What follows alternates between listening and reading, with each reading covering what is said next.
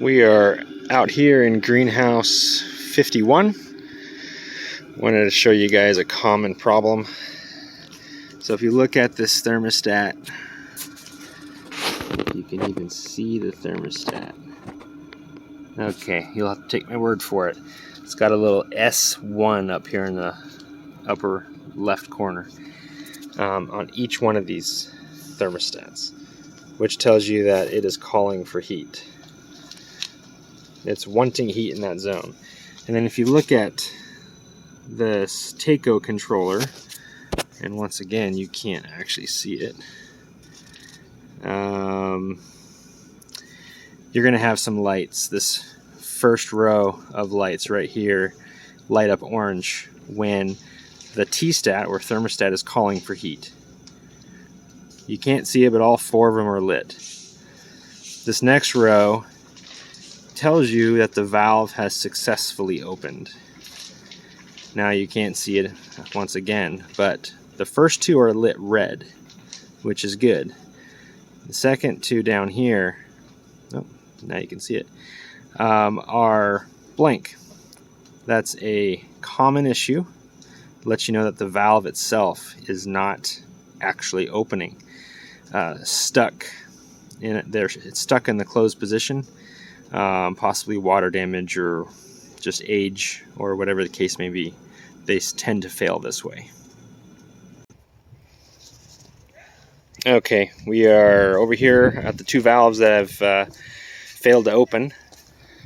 We are going to fix this issue by installing a new power head assembly for these valves. So we don't actually have to do any plumbing. We're simply going to take that silver box off of the brass valve. That's a nice design of these. We got 4 wires. 2 of the wires are to physically open the valve. 2 of them are for sending the signal, letting you know that the valve has successfully opened, which gives you that red light. Okay, the first thing you're going to do is you're going to use a flathead screwdriver and loosen this. Don't need to take it off, just loosen it, and then you're able to just pop the cover right off. You're going to want to match your 2 reds and your 2 yellows with the appropriate color that was previously attached. So in this we've got the green and the white, which are attached to the 2 reds. It does not matter which one goes to which red. That's irrelevant. You just want to make sure you put the green and the white on the reds. And likewise, on the 2 yellows, make sure you put the blue and the red back on the 2 yellows. You're going to have different colors, possibly. Just take note of it before you start cutting wires.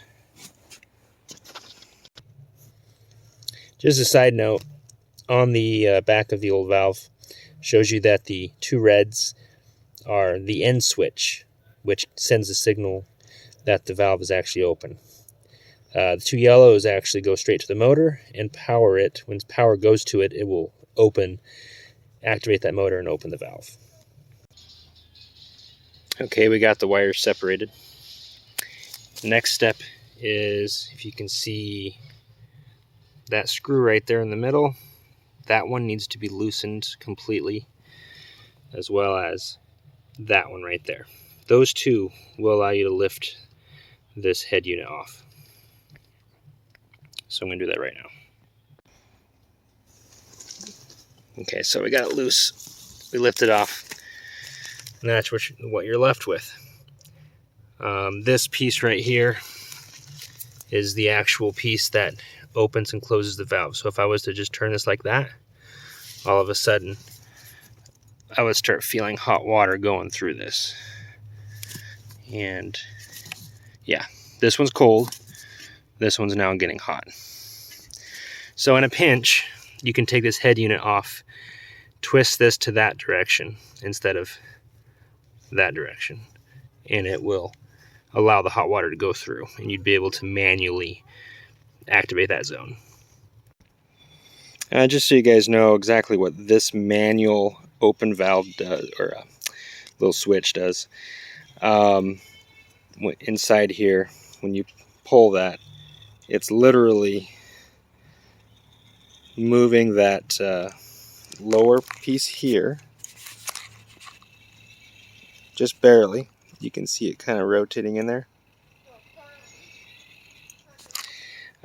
So that manually opens, but it's being pushed against, you're pushing against the motor too, so there's a lot of resistance there. So that's how you manually open it, and then you pop it up into that slot like that, and then it stays open. So that's another way you can manually force your zone open if the piece is not corroded and completely messed up. So this one is, you literally can't push it. It's just dead. So it can be a little tricky.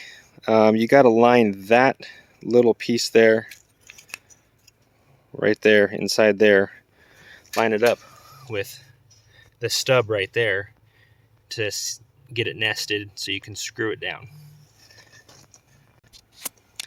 So what I did to get this on and seated is, as I was applying downward pressure, I was messing with this, kind of opening it, closing it, and then it kind of, I could feel it pop down. So I've got that thing installed there, tightened down both these screws, got the wires back where they wanted to be. And to show you something else here, to determine if a valve is physically open, what you want to do is just touch this manual opening lever, and if it's super floppy and there's no resistance, that means that your valve is actually electrically forced open by a thermostat, and in this case this one is, so that's why it's floppy. So at this point, the last thing to do is get some electrical tape, tape those up, and then put the cover back on, and that is it.